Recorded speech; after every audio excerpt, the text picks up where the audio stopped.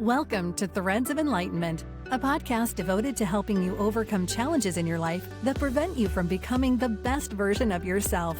Each episode features interviews with people from all walks of life about their journey of self-development and the principles they utilize to overcome their fears to achieve their desired outcome. Ready to be enlightened? Here's your host, Ken Primus. Welcome to Threads of Enlightenment. As usual, my custom is to welcome our guests because I know they're coming with a couple of things very expensive in my eyes, their time. Time is a precious commodity offered to every one of us, 24 hours given to man and woman. What we do with our 24 hours will tell us a lot about who you are. The other is the journey. The journey is a powerful creator. It has created Arnold. It has deposited a couple of things within him that we want access to. What are those things? Those are insights. Those are wisdom. We call them knowledge. We call these things, that the sages say that will guide us through our life. And so we want to have access to all of those things that Arnold has acquired from his journey. Why? Because we want to become better human spirits while we are here on this planet.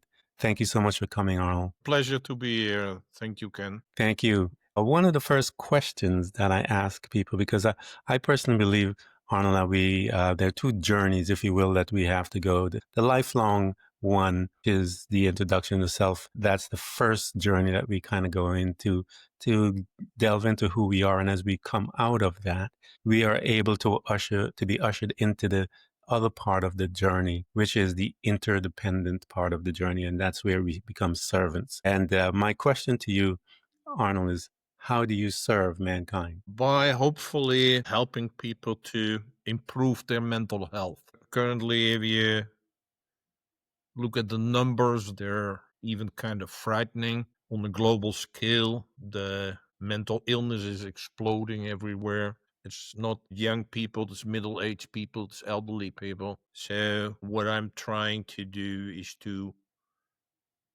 work their way back to mental and emotional health. Powerful declaration, Arnold, because I believe myself, I know I've studied the data. I came out of healthcare and I still have all those publications coming to me. And so I'm able to have access to all the data. And I know that once COVID came in, that data exploded as far as the measurement as to the degree of people that were suffering all types of mental dis-ease, if you will. And I believe there's a degree on the planet, Arnold. I believe all of us at some stage have a mental dis-ease in our life, and how we manage those dis-ease will some people allow it to take control of them, and some people seek help to get to overcome them. And then there are those that go through their journey and learn how some principles that can address some of those mental diseases, if you will, as we move through life. One of our customs here, Arnold, as I mentioned to you earlier,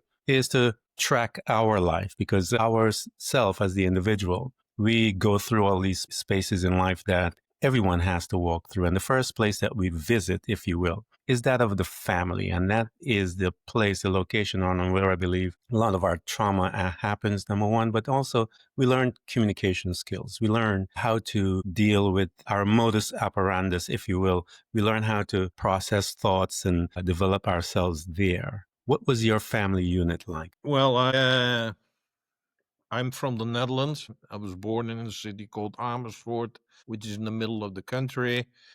I had a father, a mother, and a younger brother and a younger sister. And how was that being in that location? What was the interaction, if you will, with mom and dad and your siblings? How did Arnold manage himself there? What was his relationship like with mom and dad and with his siblings? Very challenging. So my father was extremely authoritarian. He was a military officer, but at home, I would say even more severe than at his work. So literally, I grew up in an environment of command and control. That had a huge impact on everyone, on my mother, on my brother and sister, and on myself. So that was very, very challenging. Yeah. The impact, Arnold, that you mentioned, what did that look like, if you will? What impact was embedded into this young man as he is in this situation with his dad and his mom and his siblings? How did that make you, if you will? Because it does produce behavior, and certain things come from that type of relationship as we are being pressed, if you will, by others, their behavior when we are younger. How did that affect you, Arnold, personally? Well, the way for me to cope, and I had to cope with the fear of failure, the fear of making mistakes, because from my father, I had to do everything kind of perfect, whether it was at school, doing chores in the house, playing sports, nothing was ever good enough. Hmm. I had quite recently a talk with my sister, and I asked her whether she could recall a situation where I got a compliment from my father. She couldn't, and I couldn't tell from her. It was always focused on the things which are not good enough. And that is, I agree with you, is I haven't got rid of that in my life yet. I Yeah. have it to a very large account, Mhm. but it's not gone. Yeah.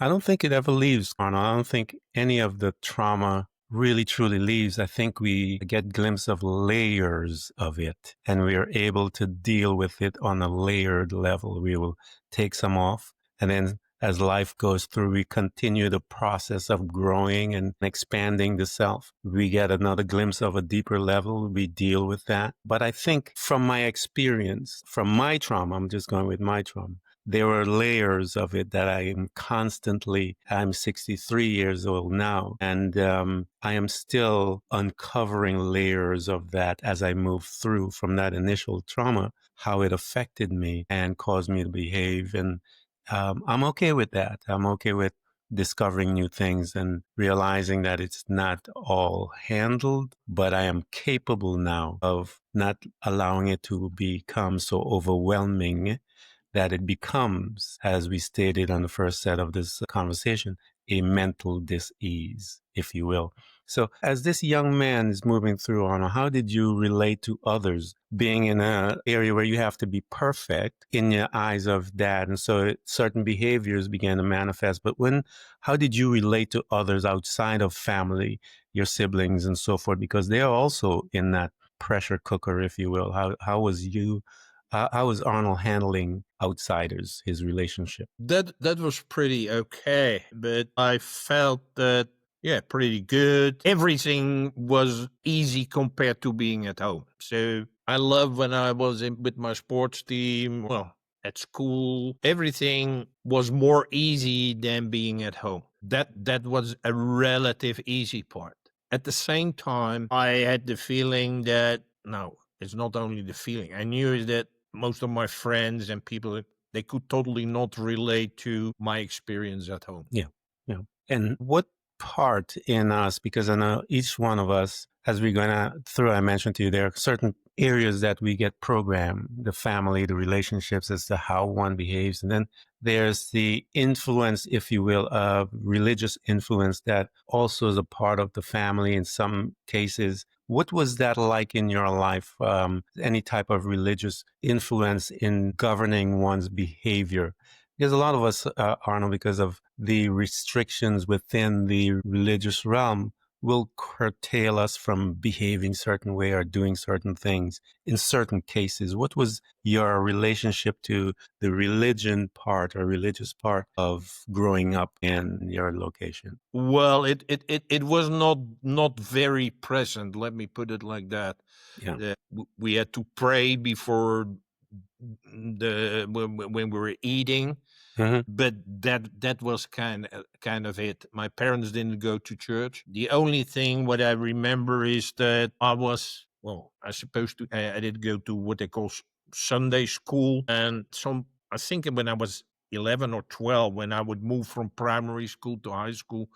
That was, I would say, it's the first time ever in my life my father asked whether I wanted to continue at Sunday school or not. That was the first time ever he asked anything. And I said, I don't want to go there because what they're telling there about love and peace and family and nice, I don't recognize that. I've No. literally prayed a lot of time is like, God, please come and visit us in our house. Then you will see how that doesn't relate to what we are experiencing. Wow. When you head into high school, Arnold, and you were moving out or closer, if you will, heading towards your independence from the house. I know you had mentioned that you related better with those outside when you got into high school and you're heading into that direction and you are becoming, as they say, a adult. We're heading towards that teenage years and so forth, becoming an adult. What was Arnold like? Well, not so much of a difference because I was always learning. I was always studying Mm, because I always had to get good results. So, and it doesn't matter what I did. And so I always put in all of my time and effort to enable that because if I get good results, then my father would not be angry. yeah, yeah. Um, it's amazing how, Arnold, I've interviewed so many people and how many of us within that framework of pain, the type of pain that you are describing from your dad, how many of us become overachievers when we are pushing towards the peace that is the purpose of it, if you will, is to keep them quiet, to get them off our backs, to survive, if you will. And I tell people the first stage of trauma is always the survival mode. We will, as human beings, we'll retreat inwards and figure out our own way as to how can we navigate all of this stuff so that we can survive. And in our mind, the survival is to get to a place where I want to get far away from this. And we are heading towards there. You're looking at college, Arnold, as to where you want to go and study and field of study. Which field of study did you pick, Arnold, and why did you pick that specific area of study? Like with the only exception I just discussed, but the main thing is like it wasn't really a choice. My father just said I had to go to the university. I had no clue what it was. I had no clue what it entailed. I'm sorry, Arnold. I just had to laugh about that. I apologize. It Go was ahead. like, yeah, I noticed like, oh, I can get out of the house and I get in the room or whatever. I was Yeah. like, I'm fine with that. It's Yeah. yeah, and the choice well, what the Americans call a major, I think, Yeah. is I choose economics. Uh, Why? Well, that is not exceptional for me. Young people, when you're 17, 18, you're supposed to make a choice, whereas you have no clue what you want to do in life. You have no clue what you want to do or be, but yeah. you have to make a choice. So, Yeah. my choice was well, like a negative one in the sense that my father was in military, so he was in the government. I was like, oh, I don't want to go to the government because, Yeah. well, apparently my father didn't like it. Yes, and the other stuff I didn't know, so it was like business. That sounds interesting. It's like, oh, maybe I do business. That sounds exciting. So Yeah. I had done economics at high school, so I'm like, let's do economics because that's Yeah. about business. So that was the choice. I love how you explain it, Arnold, because that's like I would say that's 90% of us. You know, we have no clue. No one has ever sat down in many cases and asked us to go inwards to find out some of those things that we like to do on the inside that will guide us, if you will, into that area that we are more proficient in. And what happens is that we'll end up all over the place, and then somehow we kind of just sometimes stumble into it. But I think it's not a matter of stumbling into it. I think inwardly we have this desire inside, but we haven't really spoken it out. But it's sitting there. And life has a way to guide us sometimes to our unspoken requests, if you will, to bring us into that arena, start to that journey into the arena that we kind of progress and get some lessons from. Because in life, that's what we hear. You got into school, you're in business, as you said. And once you came out, how was college first? Did you come out with the business, or did you at any point in time, Arnold says, I don't know about this, and switch major or anything like that? Yes, I did switch. So After a year of studying economics, number one, I got bad grades, so that was a problem already. Mm-hmm. But I totally disliked it. It was so theoretical. It's got nothing to do with daily life. Yeah, I was reading the newspapers about the economy, or you watch the news on TV, and I'm like, what is saying here telling me? It's like, well, if we do this and this, then there is no unemployment. If we do this and this, there's no inflation. If we do this and this, I'm like, yeah, but look at practical how it is. Yeah. It's like it's incorrect. So what you're saying is not working. Mm-hmm. So that is why I did switch and had to switch. Mm-hmm.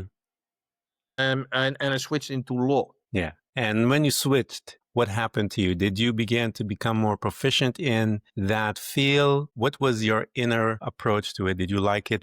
I didn't like it, or what happened? Because some of us, it hits and we get excited and we move through. How was your case? I knew a little bit what it entailed because my father had started studying law in his spare time. I had a little bit of an impression of what it was, and he kind of pushed me in that direction. And I'm like, oh, I'm going to do that. Yeah, so it's like, but it turns out I thought it's going to be really, well, what most people think about studying law, that is really boring, and that you get to read very thick books with all the laws in it, and to my surprise, as compared to my experience with economics, it was Yeah. extremely practical. Yeah. I could see how the government operates, how cities operate, how, well, regional things like the EU, how that works. And I was like, oh, this is so practical. This is really useful. And I can, everything that I learn, I can apply to daily life. So I was really successful in doing that Mm-hmm. because I got good grades. I went much faster. I got 2 majors in law, or, well, 2 directions, business law and civil law. And I did it in 3.5 years. Wow. Whereas normally for one, it's 4 years at least. Yeah. Yeah. Yeah. And I worked for more than 20 hours beside Wow. that. Wow. So And as you became more proficient in that particular area and you were doing both the practical and the studies, as you're marrying both in your life as you're moving through your life, Arnold, as quote unquote, you became this adult, you are graduated, you're working. What was your first encounter into the workflow when once you graduated? What was that encounter like? Which company? What was that time in your life like? well, first, even though while I was at university, I was a paid field hockey trainer coach. So that Mm-hmm. was already work. Huh? Then when I finished university, there was at that time in the Netherlands conscription, so I had to go in the army. So I was there for 18 months. Mm-hmm. I worked in the military prison, but I always say to people at 5 o'clock I could go home. So um, Yeah. that is what I did. And then my first job was, we could call it now, in a small technology company in the retail space, but it has a huge impact because in the Netherlands we were introducing the, what you call in the US, the UPC, Uniform Product Code, Mm-hmm. where with the barcodes on every Yeah. product and the scanning at the cashiers. Yeah, so yeah, for the younger folks listening, these things didn't exist before that. And so it like it was really, really very innovative. Yeah, that must have been interesting to see because in practical uses, look at it today, Arnold, isn't it something else? It's on everything as far as identification goes and so forth, and the data that is behind all of the barcodes and stuff like that. That must have been something to be a part of, if you will. Yeah, it was very interesting, and it first started, well, globally in the food branch. So all the supermarkets, they start to apply Mm-hmm. it. Yeah, I worked indirectly for the CEO of the largest supermarket in the countries. It's a whole different world and all of these things, and some part obviously very technology advanced. Yeah, I'm talking about the 80s. So yeah, it's like yeah. yeah, so Yeah, I remember being 63. I remember when the barcodes were coming out and all the stuff and like you said, the young kids would probably think this was how it was forever. But yeah, I remember before that. So yeah, as you're moving, Arnold, and you're again expanding your wings and you're becoming your own man.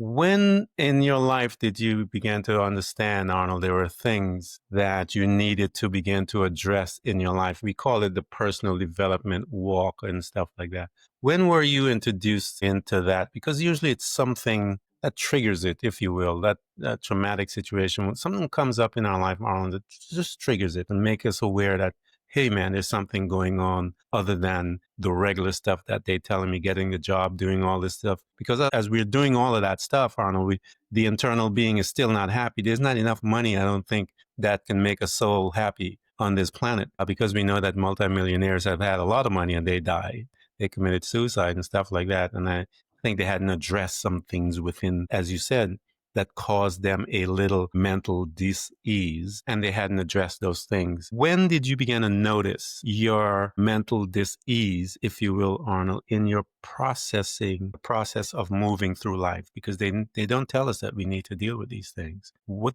was it in your life that triggered it? Well, that was when a couple of things coincided. The company I worked for there was an acquisition by another company. Well, long story short, there was no place for me in that company. Although I was in the management team, and I was the youngest guy in the management team. So that is what happened. My father died, and I got a divorce, and I had no home. So all of these things were in the same time frame. And that is when who's now a friend, but was a coach who taught me about, what I call now mental, emotional, spiritual, physical. And I'm like, I only knew mental. And that's for me when a whole new world opened up. And I was being very successful in the business world for what people would label very successful. Yeah. At a very high position, made a lot of money. And then, so I thought I knew a lot. Yeah. Yeah. And then when I get into these things, it's like, I know only a very tiny bit about life and everything around that. So since then, it's become a total obsession with me because I find it so fascinating and interesting. But it's really like a whole new world opening. Yeah. Isn't it fun, Arnold, when we get a glimpse of that new world, if you will, how it makes us, for me, it humbled me instantaneously. I realized I don't know anything. I haven't really started doing anything. I've accumulated money. I've accumulated some knowledge, natural stuff. But I don't know anything. I don't know anything about me. I don't know anything about anything. And I began to pursue me and the knowledge and the process and the tools that will help me to grow and get to know me. What was that like for you, Arnold, once you were introduced into that space? And you began to excavate all those things that were deposited in you, the less than conversation that you received from your dad, the programming, if you will, from that relationship, first relationship in your home, and all of these things. What did you begin to discover, first of all, Arnold? And what tools did you bring into your life to help you manage them, deal with them, overcome them, change your mental approach, if you will, to address those mental dis-eases that we have? Well, I find it really weird that there was so much outside of my business world. And in the business world, I had all kinds of different jobs. I went from marketing to sales to business management to alliances to operations, worked nationally, European wide, worldwide. I had a lot of different things in the business world. And I thought like, I know a lot. Then I'm like, huh? Why did nobody tell me that? Why? And apart frustration and anger even is like, why did nobody teach me this at school? Yeah, you're not equipped. The schools don't want us to know these things. Arnold, I think they are just in producing the cogs, if you will, and they're just focusing on producing the cogs that runs the system that is developed by these guys who call it education. But they're not really educating us at all. They're just keeping us within a framework of the cogness of you, if you will. We are just coming out, working and making them the rich folks, and we are just moving the cog along. As you began to see that they were hiding some data from you, how did you approach that? What did you do to consume the data, Arnold? Well, it's actually, I use exactly the same wording as you did. It's like, it's like that was my anger. It's like they just teach me to be a cock in a machine and not a human being. Yeah. So um, that is yeah. It's part of my work. What I'm trying to do is to help people to to be unique again. Yeah. Whereas everywhere in the system, you're taught to be the same as everybody else. Yes. Yes. Uh, Normal. and that is now what I understand, that I know why they're doing it and what is behind it. But that was another step, which was much more recently, where I saw the old illusion of all the things which we've been told and taught is not true. Yeah.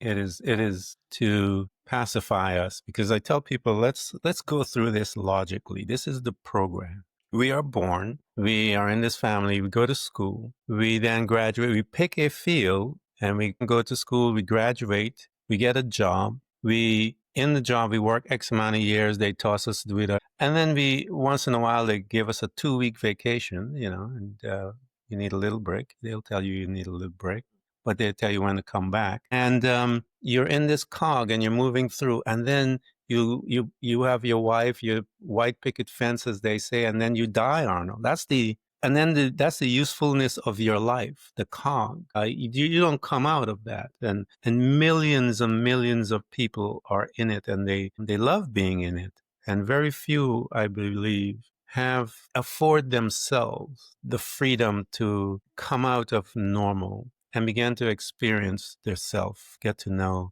and become an individual. Very few of us, when we look at the global number of people. And the servanthood that you do is to reach into that millions of people, and hopefully those that want to come out will then reach up, grab up a hand, and you're there to bring them up through the knowledge that you have gained as you're moving through yours. When you saw that, Arnold, you began to gain the knowledge and stuff like that. What tools did you bring into your life, Arnold, to assist you? Mine was meditation. It saved my life. It actually rescued me from the madness that I was in, and began to help me to reprogram my mental dis-ease that I had. What was your tools that you utilize in your life to help you move through to become who you are today? Well, actually two which in hindsight were very beneficial. That's learning and my discipline.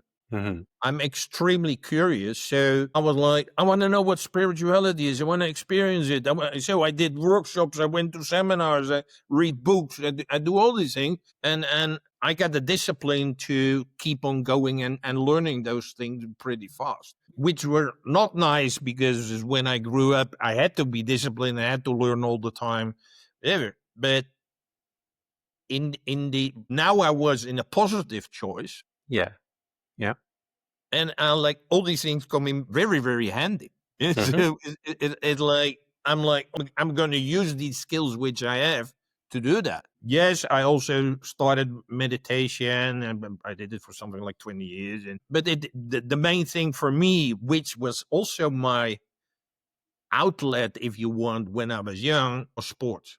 Doing sports. I in my life, I've done 12, 13 different sports. The most thing I did field hockey for 35 years. So exercise, being out on the field, playing games is something where I finally, my brain, which always goes in overdrive, now not anymore, but then it's like when I'm doing sports, it's like I'm concentrated on the sport, and it's, well, it stops kind of. Yeah, I think sports for me, anything of the arts and sports will teach you discipline, and that word discipline, I think people are afraid of it, but one must become a disciple in order to change. Only discipleship changes self and change the world, and we have demonstration of that through history. And we see that when men and women become disciples, how effective they are. Why? Because I think disciples began to take in the knowledge, but we also began to question the things. And this exchange between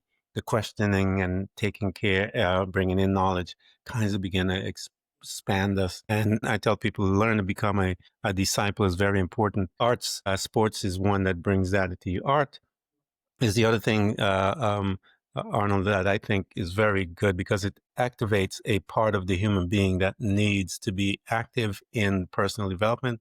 And that piece is the imagination. Art has the ability to cause one to activate the imagination, which is a tool that we will need in your personal development process to help you to imagine where you want to go and begin to put the discipline, if you will, to get to where you are. Here you are, Arnold, you're getting all this stuff.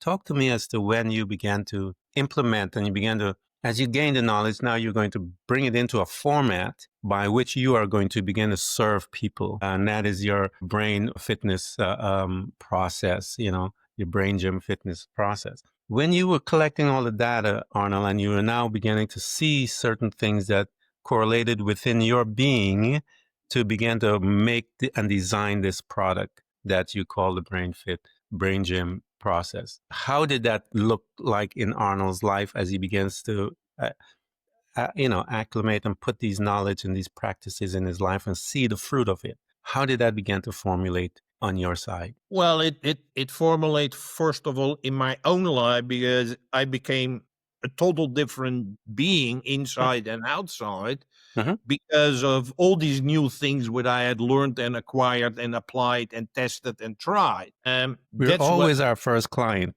I discovered is like my potential in the Yeah. sense of like, well, I can not only be a obedient slave in the business environment, I can be and do so much more. I became, whereas before I could hardly write the word spirituality, but I became a spiritual teacher in one of the largest organizations in the world from India. So it's like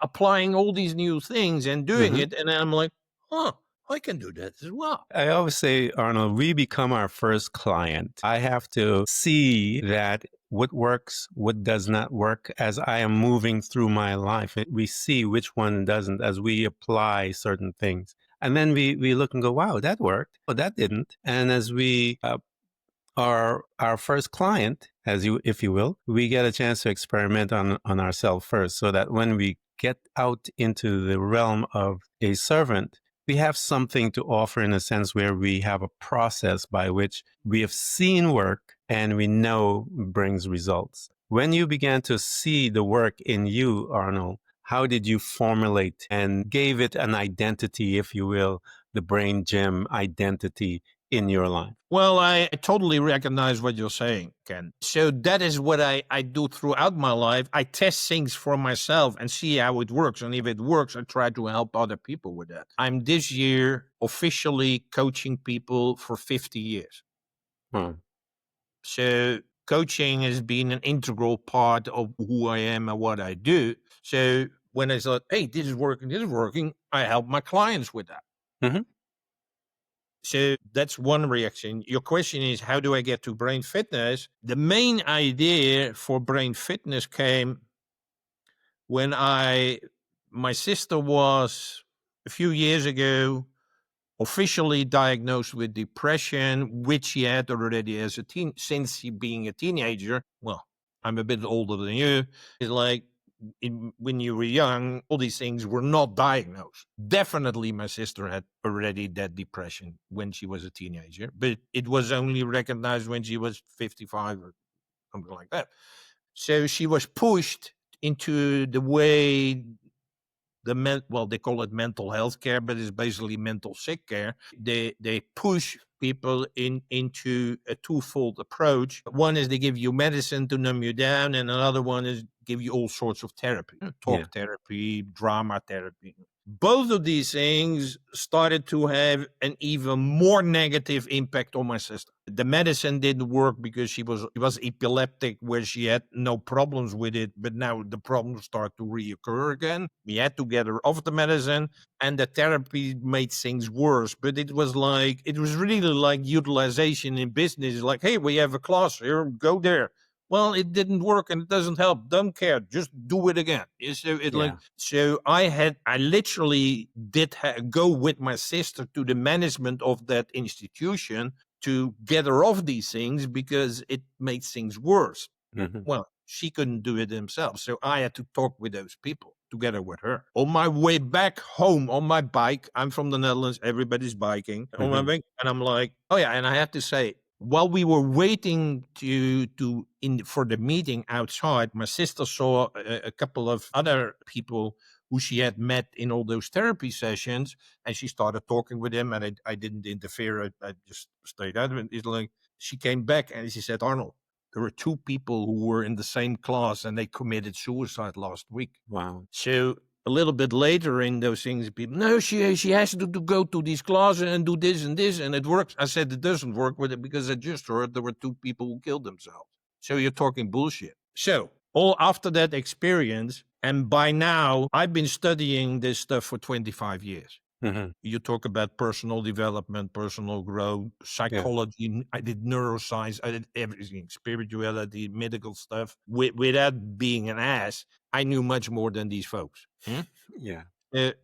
On my way home, I'm like, and at the same time, I was taking care of my mother with dementia, which is elderly disease. Disease, yeah. I was like, you need to work on prevention because once you're here, you're done. Yeah. So then I came the idea is like, hey, people understand body fitness. People understand that you need to move, to exercise and do things, and that it is really crucial.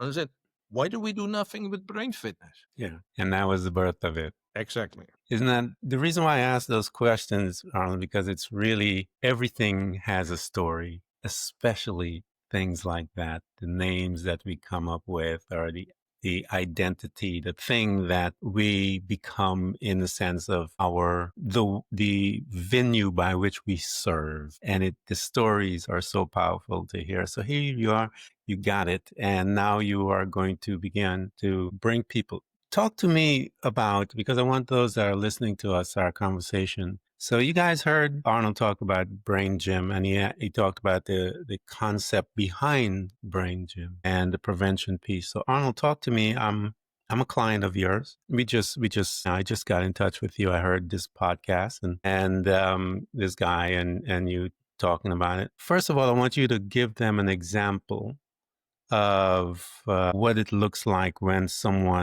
you walk someone through the process, Arnold. They call it the enlightenment process. When you are talking with someone or you're in the gym, if you will, with them.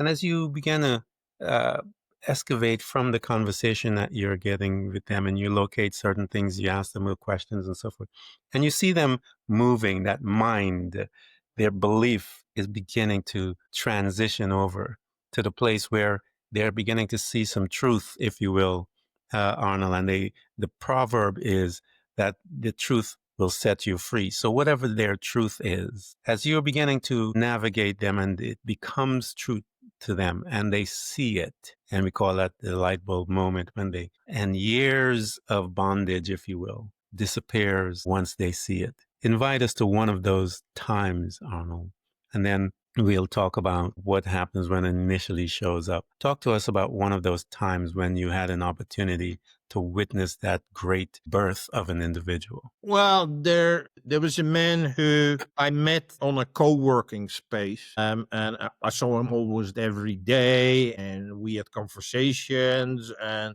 he was a really nice young man, and really very social and really kind, incredibly kind. And but he worked there always with his boss. So once you are there, and this took a few years, literally years, I think. It's like, yeah. And I observed him when well, he was working there, and sometimes he had just a meeting with his boss, and his boss was sitting there in a minute, but he always prepared it like, how can this be done better? How can I improve this? How can this be simpler? How can this be easier? And he was proposing that to the boss, and I could even see it. Like the boss was always, no, no, no, not going to do it. And that was not once. That happened many, many times. And then he got back to his workplace, and he didn't. Well, I could see that he was frustrated. He's like, hey, I got this idea, and it's again, she's not listening. Is no, no, no. So I started at some point in time. It's like, didn't work, eh? And then it was that, yeah. And I was like, that is how the process is like showing the person is like he tried to do the best, he tried to contribute, but the boss totally wouldn't listen to him, wouldn't even see him, whatever. And I think the main thing is I saw him. Yeah. Yeah. And I saw him, his qualities, and I thought that he could do much, much more than what he was currently doing if you would give him trust and things. And he was doing, well, I want to maintain his privacy, but he was always working on spreadsheets. So, but I noticed it like this guy's many more talents. And Yeah. he's what you don't expect from a person who is very working on a specific tool. He was extremely social. Mhm. And everybody liked him. Everybody liked talking. And I'm like, he's got so many talents. Is not seen, is not used, is not applied. That is sad. Yeah. Yeah. So anyway, I did a program with him. He's now he quit his job. Mhm. He now has his own business together with a partner. His clients all over the world. He's extremely successful. And when you see him, he's like, this is what I saw in him, Mhm. but most people would totally not recognize him. Yeah. Yeah. When you are like Arnold is, and you are been training, if you will, in his, for those that are listening, his brain gym, he is familiar about how people look. You could look at a natural person and see how their body look, and he can look, because of his training in so many years within that field, he can identify things within you that you're not going to see, potentials, if you will. And psychologists talk about there's so many different potential within the quantum field and so forth. And so when a gifted individual, a gifted guide, if you will, some people call them coach, sees you, because we've had those in our natural realm where a coach will see an athlete and see beyond what the athlete is looking at, and begin to bring the athlete out and expand them and get results beyond the expectation of the athlete. Guys, that's what Arnold was talking about. And so when you get into his space and he begins to talk to you and to help you out and stuff like that, these are the things you begin to notice. And he will be able to help you to expand, see who you are. Because the thing is, you need to see who you are. And a lot of us, we have the cog mentality. And what Arnold is doing is unclogging you, if you will. Not unclogging. I call it literally unconditioning. Yeah. And that's pretty much it. We have to be unconditioned, because within the conditioning, that's where we have that the mental dis-ease happens. And we call it mental diseases, but it's a dis-ease within the mind. And when it is illuminated and the truth begins to be shown there, it's amazing what happens to that individual, how they begin to step out and become who they are. So here you are, Arnold. I am your client that I'm calling. I wanted you to first give them a result piece. But here I am, I'm touching base with you, Arnold. I heard the interview and I really need help. What is the process that you have in place for them to assimilate them into the gym process, the gym fitness? Yeah, well, basically, they can meet me on the website. It's called BrainGym.fitness. And there I have, to make it really simple, I get two type of products. One are master classes, which are videos around a specific topic. So they're around where I discuss a topic like your uniqueness. I discuss habits. I discuss curiosity, relationships, aging. So different topics. If you say, hey, there's a topic I want to learn more about, well, there are these masterclasses on video. The other part is a main training program where I literally help people from fitting in to flying out. And that training program is a 15-week training program where we have each week one session of 90 minutes. And I, hopefully teach you a lot of things to enable your move from no longer being a cock, using your words. And then in the week in between, so suppose today we have a meeting and then next week, this is on a Tuesday, so next week, Tuesday again. Well, there are a lot of things which I hope you will do to learn more, apply it in your life, figure things out for yourself. So that is a 15-week training program. And if they still have questions or things not clear, my agenda is there. You can book a meeting with me, and then we can have a discussion. Guys, we're gonna put all the links so that you can have access to Arnold. It's important. My assignment is to make you guys aware of him, because I know many of you follow us through many different platforms, and I am excited about what he does, because I read and listened to some of his things, and I know the ability when one moves through the mental dis-ease, how they can change their life. And that's basically what it is. And Arnold has been in that field for many years. He has gained a lot of insights. He's put all of these tools together for you so that you can move through your process and become a disciple. When you are a disciple, I'm telling you, everything will change. A disciple changes things. And that's when one becomes serious. There's a transformation that takes place when you're a disciple versus, I separate them this way. When you have a church member, and then when you have a disciple, it's two different people. The church members, Arnold, they just come and sit down in the church and they don't do nothing much at all. They get up and they leave. But that disciple is going to be asking a lot of questions. He or she is going to be taking classes, all of these different things to get knowledge and to make a difference. And so I want you guys, when you get to Arnold's site, become a disciple so that you can make a difference first in your life and then your family and the world. That's how it works. Arnold, man, thank you so much for coming and giving us what you have been through, how you walk through yours, and so that we can be aware of you, tap into your wealth through your programs so that we can change our lives. Thank you so much for coming to Threads of Enlightenment. It was a pleasure. Thank you very much, Ken. Thank you. Thanks for tuning in to Threads of Enlightenment with Ken Primus. Hopefully you're now feeling more empowered to overcome the challenges in your life, whatever they may be. Share that inspiration with others by telling them about this podcast, rating it, and of course, remember to subscribe so you don't miss a single episode. For more connection, you can find us on Facebook and Instagram by searching for Threads of Enlightenment. Until next time, stay enlightened.